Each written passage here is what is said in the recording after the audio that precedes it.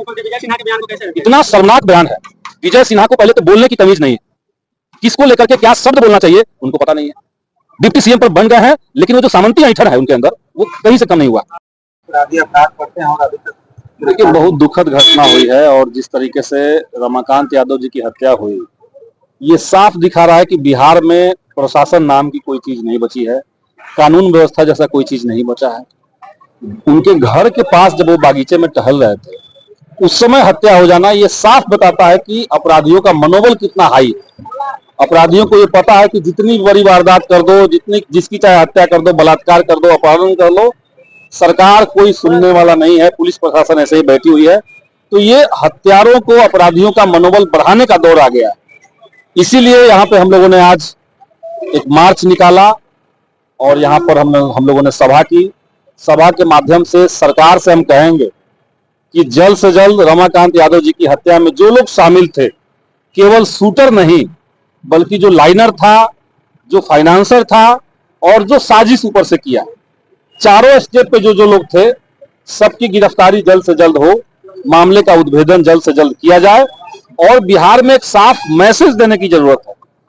साफ मैसेज यही हो सकता है कि अपराधियों पे अगर कोई अपराध की घटना हो रही है तो तत्काल कार्रवाई भी हो रही है, लेकिन हम देख रहे हैं कि अपराध जिस तरीके से टारगेट करके किया जा रहा है, चिन्हित करके लोगों की हत्याएं हो रही है, ठीक वैसे ही सरकार भी चिन्हित जगहों पर ही केवल कार्रवाई कर रही है।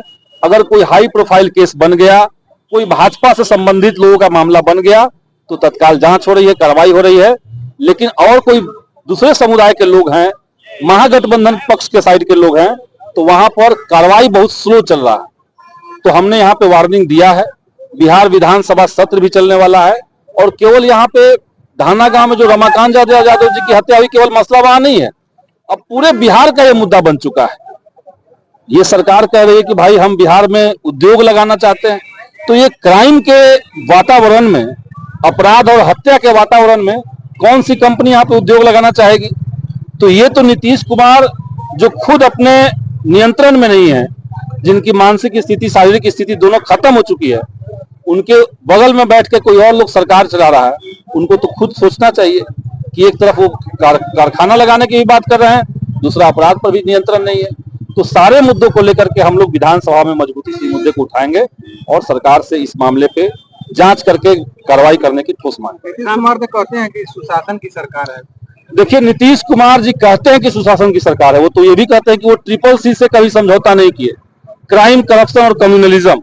अब भाजपा के गोद में बैठे हुए हैं तो कम्युनलिज्म की बात छोड़ दीजिए, दंगाई पार्टी भाजपा हिंदू मुसलमान वाली पार्टी है, उसी गोद में बैठ गए तो कम्युनलिज्म तो ऐसे ही गया। क्राइम और करप्शन, ये नीतीश जी कहते हैं कि बिहार में हमने बंद करवा दिया। करप्शन बंद हो गया क्या? आप बिहार के किसी थाने में चले जाइए, किसी ब्लॉक में चले जाइए, किसी अंचल में चले जाइए, सचिवालय के किसी डिपार्टमेंट में चले जाइए, सब चीज का लग रहा है कि सरकारी रेट बन गया। आपको आवास योजना में लेना है तो पैसा तय कर दिया गया है। तो ये संस्थाबद्ध करके सरकार ने करप्शन यहाँ पे करवा दिया। क्राइम की बात है, कहते हैं सुशासन है, कहाँ क्राइम रुक रहा है? आप जिसको जंगल राज कह रहे थे, उसका 2.5 गुना ज्यादा क्राइम का रेट आज है, उससे 2.5 गुना ज्यादा आपका रेट है। जबकि आज आपके पास ज्यादा साधन है पकड़ने का, आपके पास लोगों को ट्रेस करने का ज्यादा माध्यम मिला हुआ है। उस समय तो गूगल पे नहीं था, गूगल मैप नहीं था, लोगों को ट्रेस करने का साधन नहीं था, लोकेशन नहीं फॉलो कर सकते थे।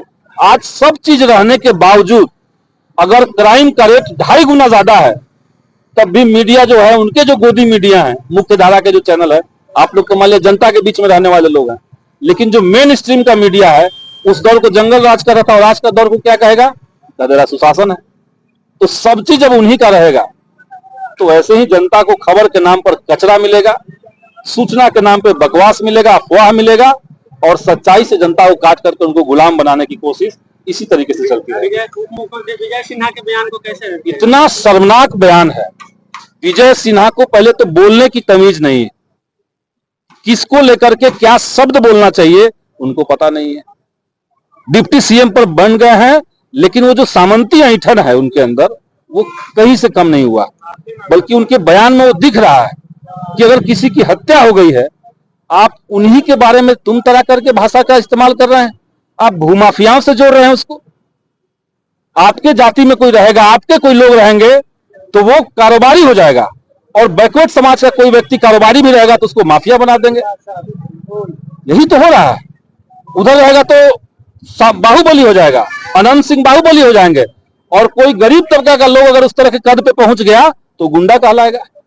तो ये शब्दों का खिलवाड़ करना बंद होना चाहिए।